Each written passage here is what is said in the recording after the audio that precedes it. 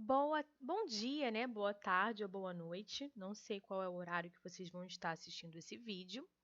Então, vamos para a nossa próxima aula. Hoje nós vamos estar falando sobre reformas religiosas.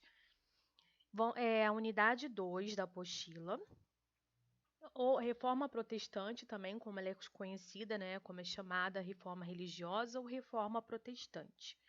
A contra-reforma, nós vamos só estar falando na próxima aula. O processo de reformas religiosas teve início no século XVI e podemos destacar como causas dessas reformas os abusos cometidos pela Igreja Católica e uma mudança na visão do mundo, né, que era fruto do pensamento renascentista, que falamos na última aula. Até o século XVI, na Europa Central, né, e Ocidental, a Igreja Católica ela conseguiu manter a unidade religiosa. Só que essa situação mudou com a reforma religiosa, que aconteceu em virtude de múltiplos fatores, como a perda de prestígio da Igreja Católica, os movimentos de perseguição e punição por parte da Igreja, né? E o aumento também do poder dos reis, o que gerou conflitos de poderes, como disputa de territórios, entre outros. A reforma, ela foi considerada uma das mais importantes, um dos mais importantes movimentos religiosos dentro do cristianismo.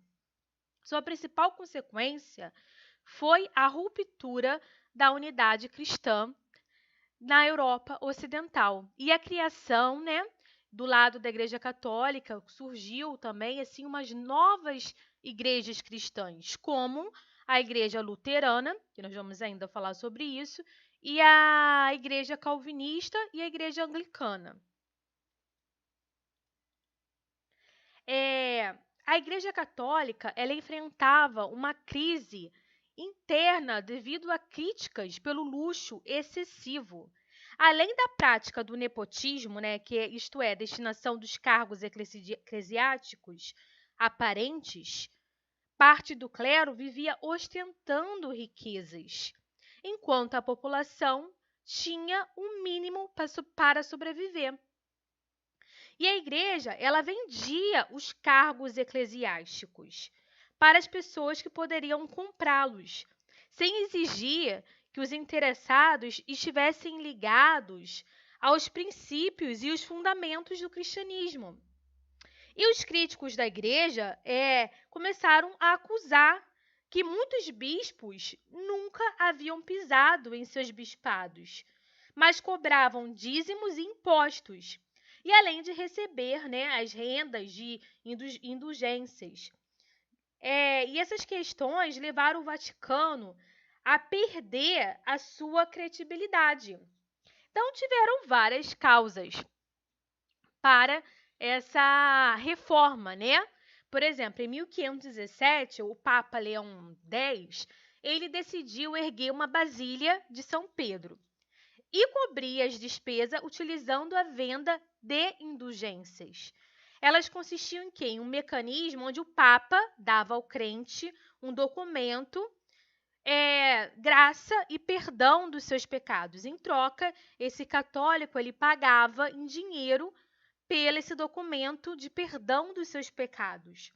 E essas práticas começaram a causar um descontentamento entre os cristãos, incluindo também os humanistas, né, e numerosos membros do clero.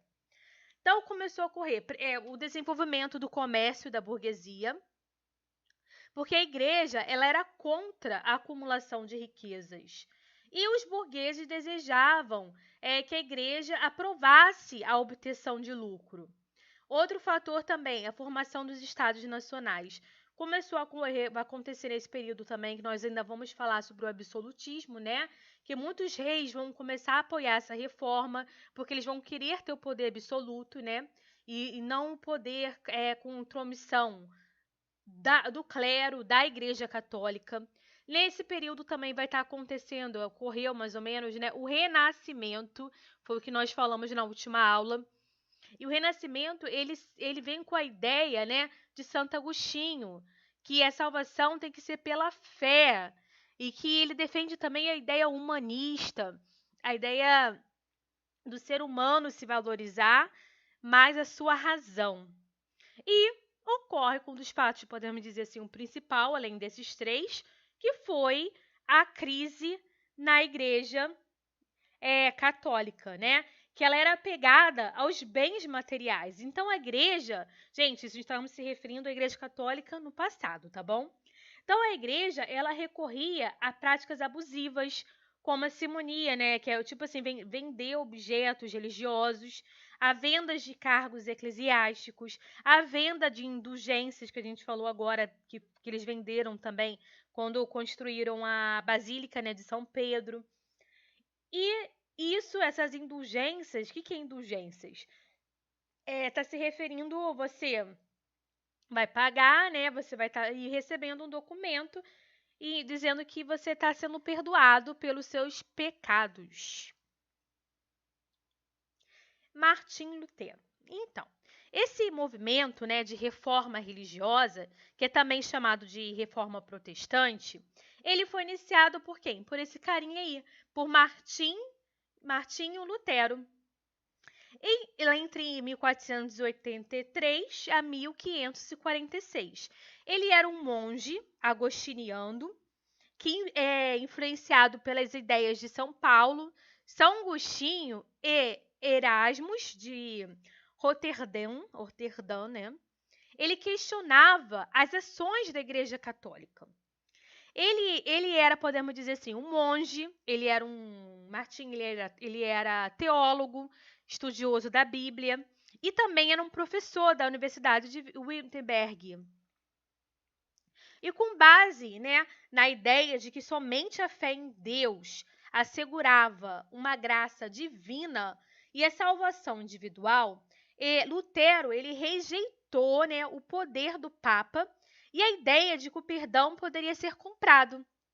Para tornar pública sua posição, ele fixou, né, em 1517, na porta da igreja de Wittenberg, né, na Alemanha, com as suas 95 teses sobre a Igreja Católica, e algumas das regras que fundamentavam essas teses eram que era a salvação que deveria acontecer apenas devido à fé, e não o desempenho das obras ou pela compra de indulgências. E cada pessoa, ela podia interpretar a Bíblia livremente, né? E a única fonte de verdade era a Bíblia e o batismo e a Eucaristia, que eram os verdadeiros sacramentos. E o papado não era uma instituição criada por Jesus Cristo, e não era necessário adorar as virgens ou os santos, e que o purgatório não existia. E em suas 95 teses, Lutero, ele defendeu a fé cristã como um elemento essencial da religião. E, portanto, ele se opôs de modo da Igreja Católica de conduzir o pensamento e as ações na Idade Média.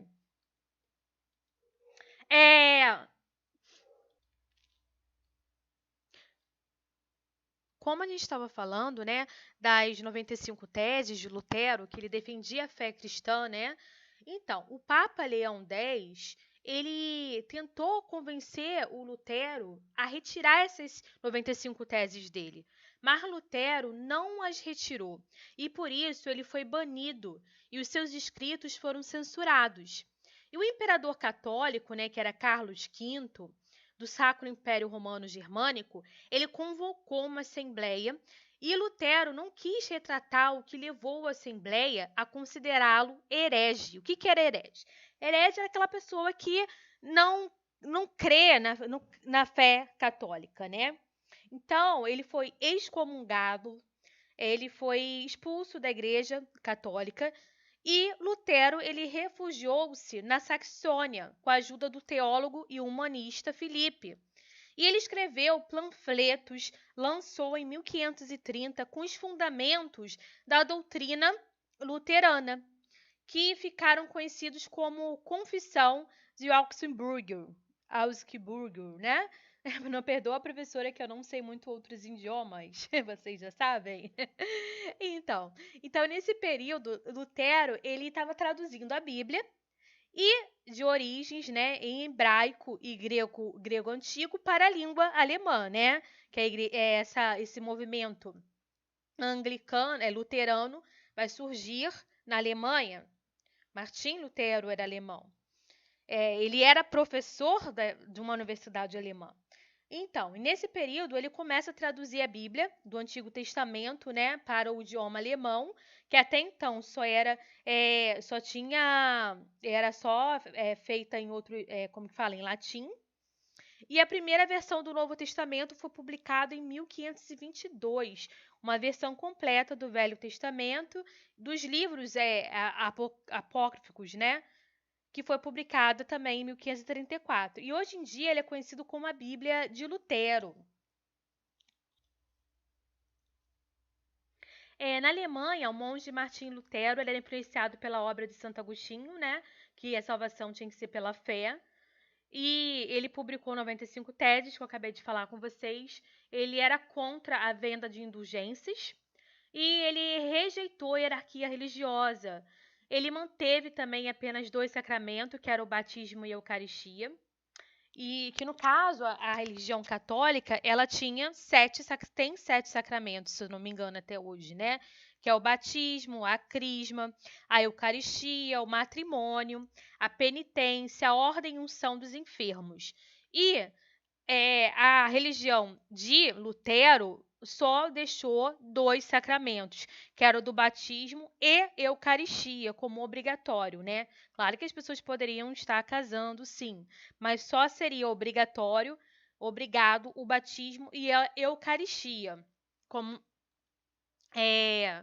E o surgimento também, nesse período, vai surgir outras religiões como principais consequências da Reforma Protestante.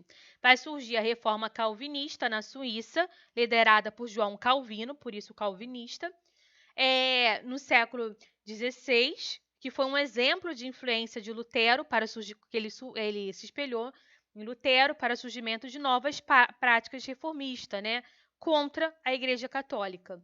E posteriormente, depois vai ter o anglicanismo, que vai surgir na Inglaterra com Henrique VIII, que vai romper com o catolicismo. Vamos estar falando daqui a pouco disso. Martim Lutero, ele promoveu através de sua reforma uma grande crise na Igreja Católica, que teve seu poder diminuído com o surgimento de outras religiões e o protestantismo, né, portanto, caracterizou os fiéis que não seguiam as doutrinas católicas e que deram continuidade à principal reforma religiosa realizada na Europa. Aí aqui tem a figura, o desenho, né, de algum desses reformadores. Lutero, né, que foi na Alemanha que surgiu a reforma luterana.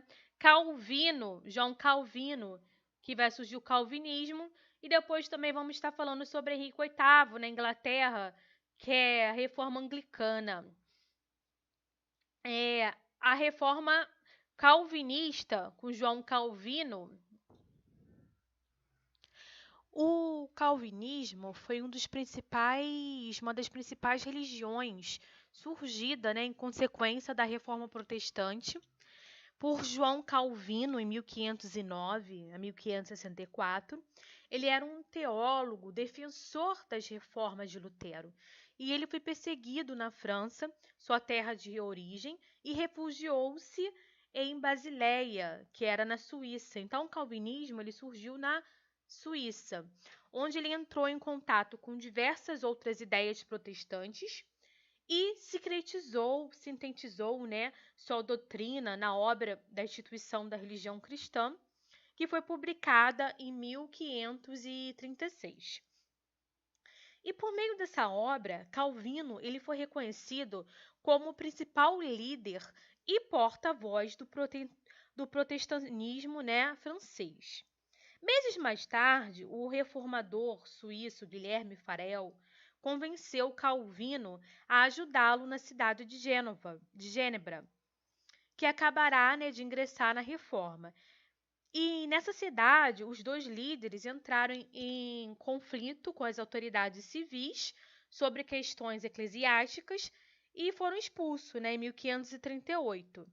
E Calvino ele foi para Estraburgo, onde ele residia o reformador Martin Bucer, né?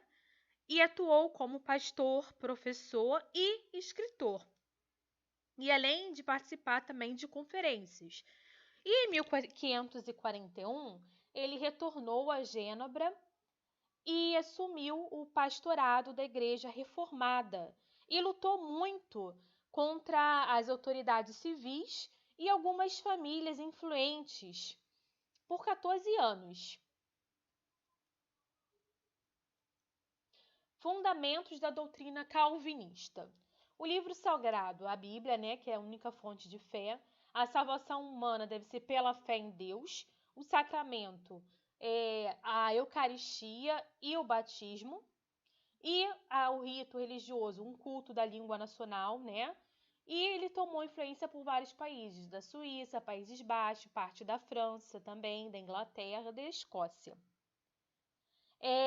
Essa doutrina calvinista, por Calvino, João Calvino, foi influenciado pelo protestantismo de Lutero, mas aprofundou mesmo e acabou por romper totalmente com a Igreja Católica.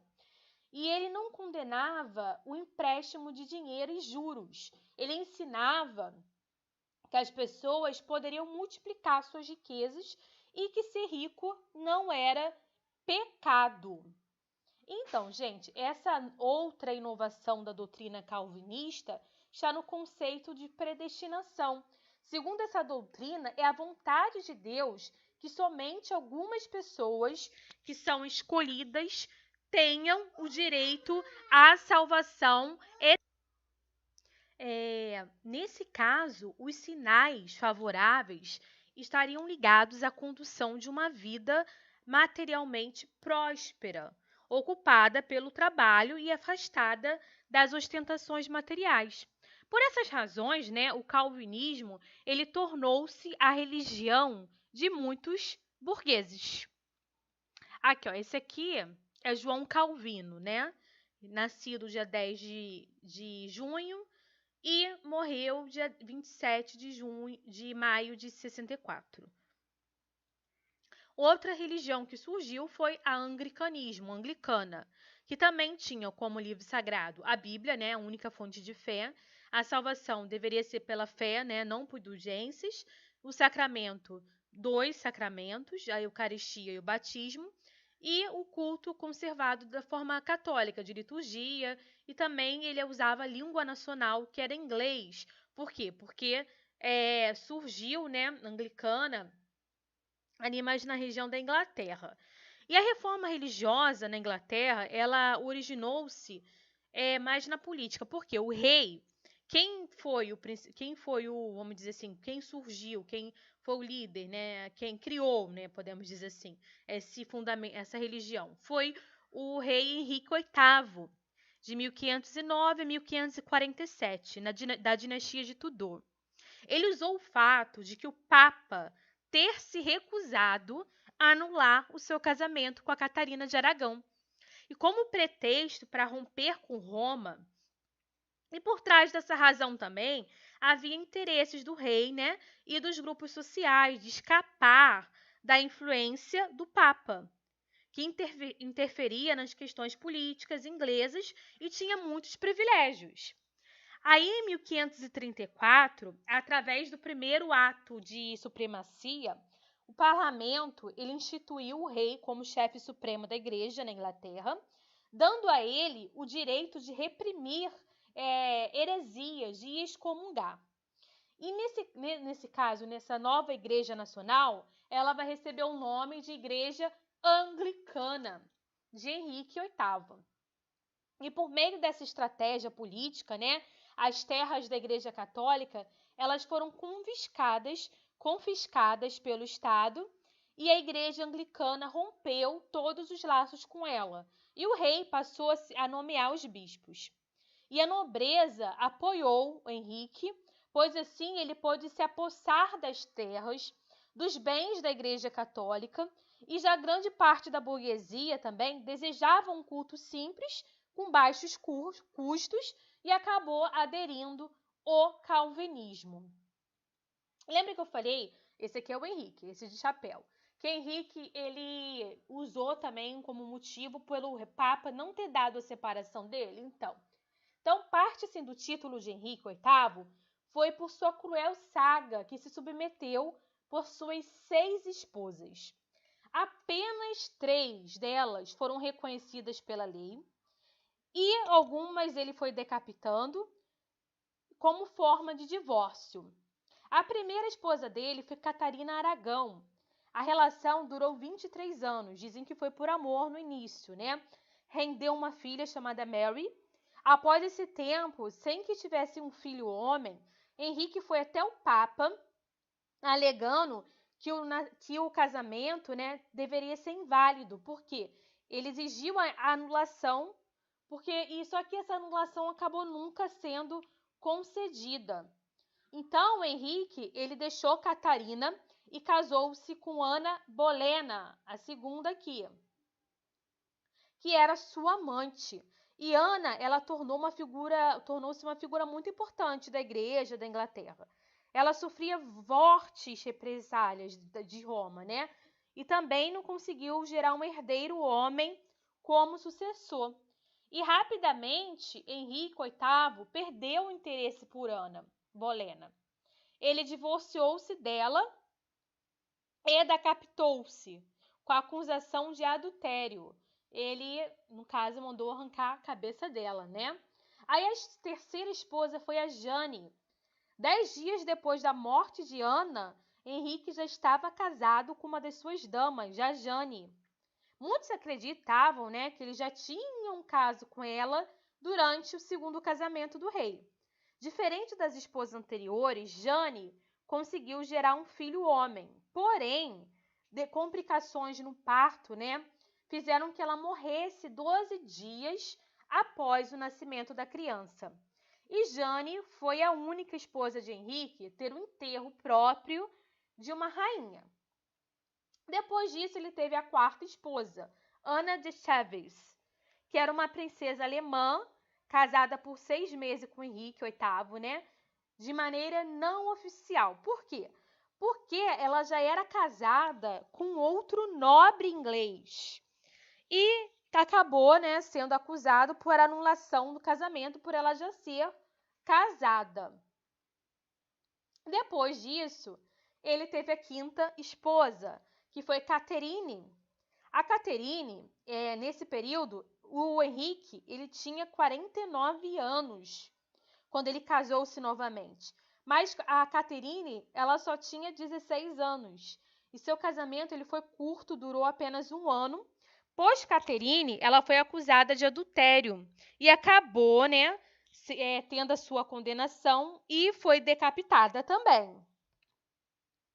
E por último, ele casou com a Catarina Parr, né, que foi a última esposa de Henrique VIII, que teve um papel muito importante na restauração da ordem da corte britânica.